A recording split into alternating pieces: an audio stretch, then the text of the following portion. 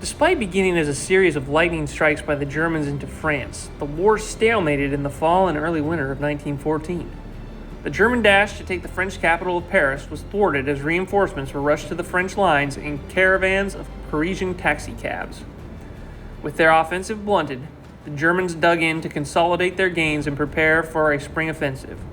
In response, the French and British dug in to fortify their positions. This was the birth of the trench warfare that would define the conflict.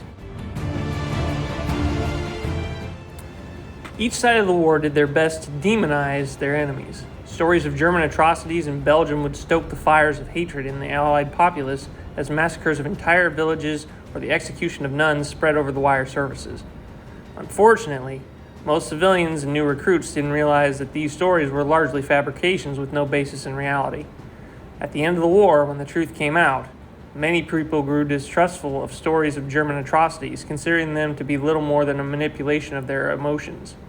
This would contribute to the disbelief demonstrated by many when reports of Nazi war crimes started to come to light over 25 years later in the next war. For the men in the trenches, they had more in common with their enemies hunkered down across no man's land than they did with their senior command staff. By December, recognizing these similarities, the soldiers on both sides began to reach out to one another. Along the Western Front, an informal truce broke out between the British, French, and Germans. Fed up with the many hardships of trench warfare, these enemies came together to celebrate the first Christmas of the war.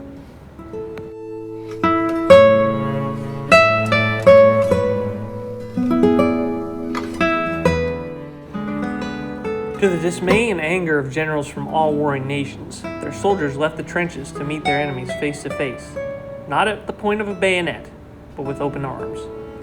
Blankets, hats, jackets, and treats from home were swapped with their mortal enemies.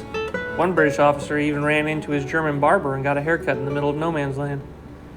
A soccer ball was produced, and the British and German soldiers engaged in a friendly game without even bothering to keep score. As night fell, both sides returned to their positions and serenaded one another with Christmas carols.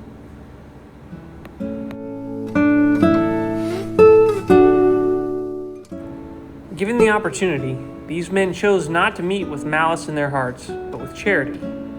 This is not to say that all men in the trenches were swept up in the spirit of goodwill, but this moment stands as a testament to a time when bitter foes chose to embrace each other with humanity instead of hostility.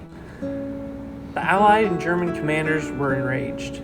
The following year, and for every subsequent year of the war, Christmas would be welcomed with massive artillery barrages to keep a repeat of the incident from happening again.